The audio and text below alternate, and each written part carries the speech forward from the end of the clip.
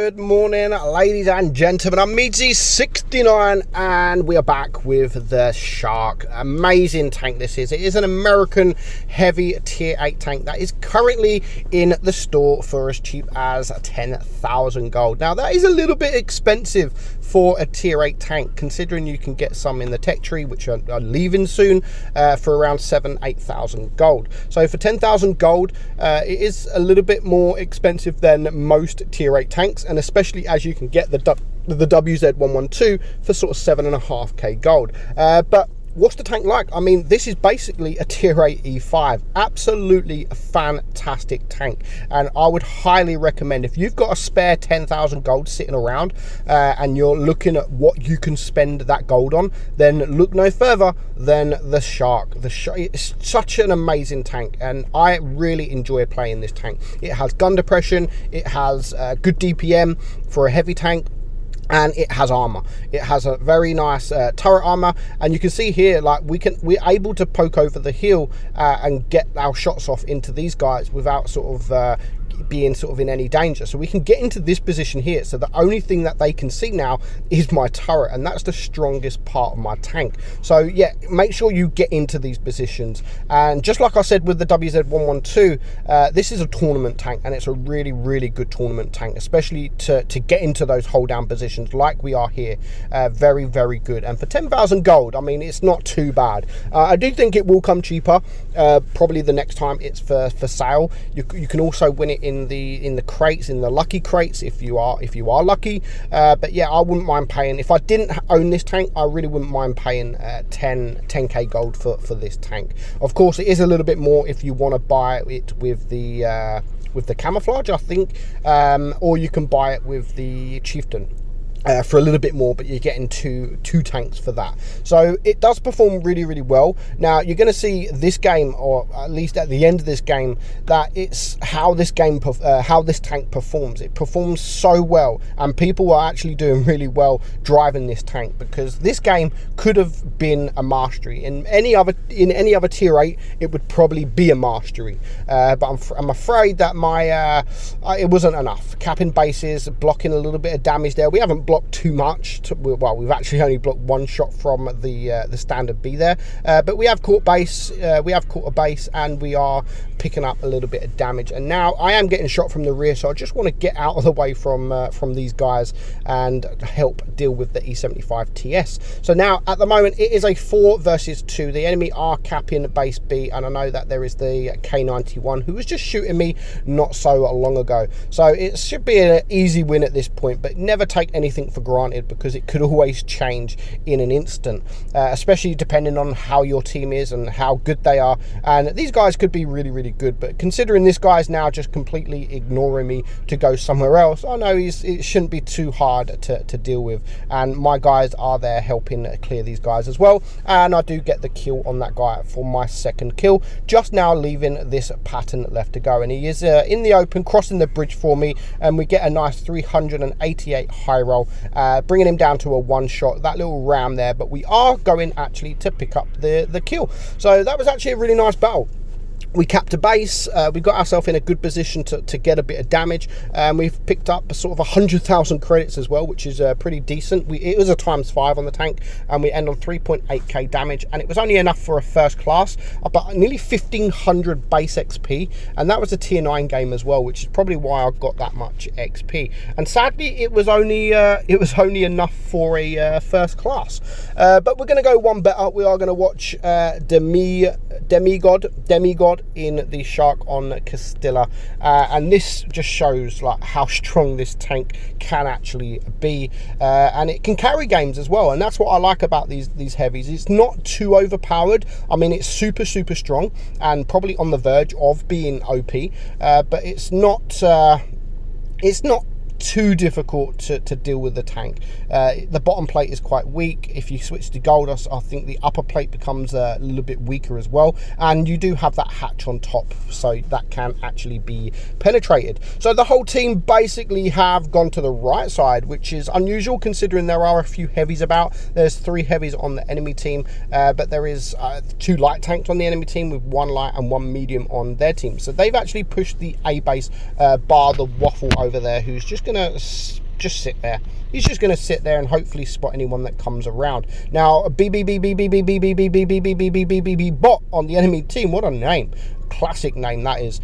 He's also driving the Shark, and you can see you can't really, because of this bush, you can't really see the armor profile, but you can see that you can pen the bottom plate quite easily, so that's nothing too that's not too strong, but it looks like the whole team have basically come this way. Pagetto's lost most of his hit points. There's an E75 around there, the B cap area, so he's gone the other way, and hopefully they can clear these guys. Now, people could rush, the TDs especially could actually rush this E75 now, and hopefully pick the kill up, but there is now a Chieftain T95 there with them, so they need to decide what they're going to do. Do they push this side of the map and clear these medium tanks and light tanks, or just light tanks, or do they push back into the B area and to clear these guys? Now, I would definitely pick up these kills, definitely get the damage on these guys, because they're for me more dangerous, and it's that juicy. Nice HEs into these are juicy targets, and actually can be cleared very, very quickly, especially when you've got a T49 with the big HE helping you. So he's just going to wait. Obviously the RU is now a one shot if he can get the HE, and this AMX 13 is just giving him 3 damage while he's on a reload. He's just sitting there and just watching, but he does have to be careful, because the BB boy is coming around to his left side, and he is going to get a shot, but I don't know where that shot went, and before you know it, it's a 4 versus 7. Where have the team gone? Focus more. Well, yeah, if you're going to give them the opportunity to shoot you, they're going to shoot you.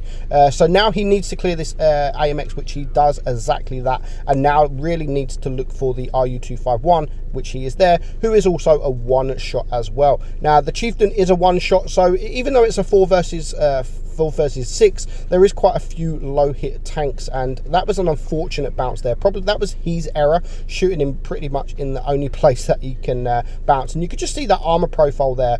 You know that it is a decent armor profile, so he does get his second kill, and he's on 2,300 damage already, and now the RU251 isn't looking, he can load up the HE and clear him, but he's now alone against 4 tanks, but 3 of them are all one shots. Now, I definitely go for this E75 if you can, but sadly doesn't quite get the shot. And again, these guys focus more. Well, yeah, if you're there, they're going to shoot you, dude.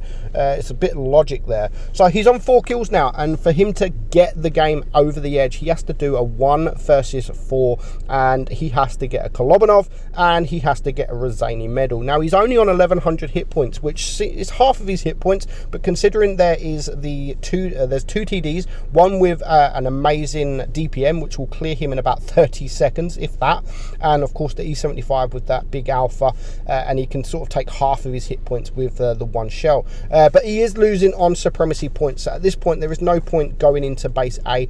If anything, he probably could deal with going in base B, but he really needs to clear these guys. The E75 is a one shot, and you could just see, I don't even know how he penned that. That was a nice shot, to be honest, but the enemy now is capping base C, so we know that the Foch was around this area, so now he has to go, or at least he was. Maybe he's gone all the way to cap C. I'm not entirely sure, but because they now have 2 cap points, he has to do something. And luckily, he comes down around this way, and the AT-15 is going past, so he's easily now going to get behind him. And with the DPM on this thing, it's a good DPM tank. Like I said, great DPM, but when you shoot a place that you can't pen, then yeah, it does lower your DPM. But he needs to get around here, hide from this guy, and he's panicking at this point. He is panicking. You can see that he's panicking, but when you're in a position like this, hold down. This is the position that you need to be in, but he's just rushing his shots here. He needs to take these shots and be careful, because the Foch is coming very, very quickly, so he is going to be here soon. So he's going to get that shot there. That was a nice shot into the sort of the cheeks, and here comes the Foch. So if the Foch YOLOs here, he will be able to take him out, and he just stops at the last minute, but yeah, the Foch just shows his weak point, and he can take him out pretty easy for 6 kills, and now it's looking much easier. Just 2 shots left to go, and again, when you hold down, you can get these bounces quite a lot, and he's bounced 900 damage. Not a lot, but it's still enough. He would have been almost dead if he wouldn't have bounced them shots. but he's still rushing it. He needs to take his time. If he has to take a shot to get these shots off, then yeah, he can take a few shots, especially now that the AT-15 is a one shot, and with 1 minute left on the go, on the clock, it should be able to clear this guy pretty easy. But he does only leave him on 5 hit points, so he's just going to hide behind this rock while he's on a reload, and as soon as he's reloaded, he does come out. Yes, he might take a shot, but he gets another bounce there. So 1125 block damage, which proved to be very important. And he gets the 7 kills, a nice 1 versus 4 Kolobanov, 4,400 damage, the Rozani medal, and 1,642 base XP, which is a lot for a tier 8 tank. And that explains why I didn't get the ace as well. So definitely it's a tank I would recommend buying. It is one of the best tier 8 heavies. It's unlike the other tanks, the ISs, all the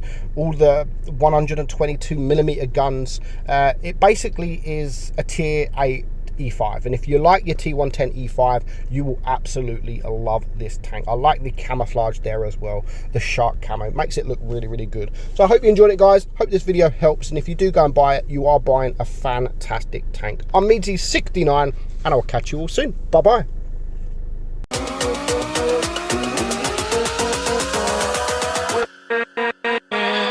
With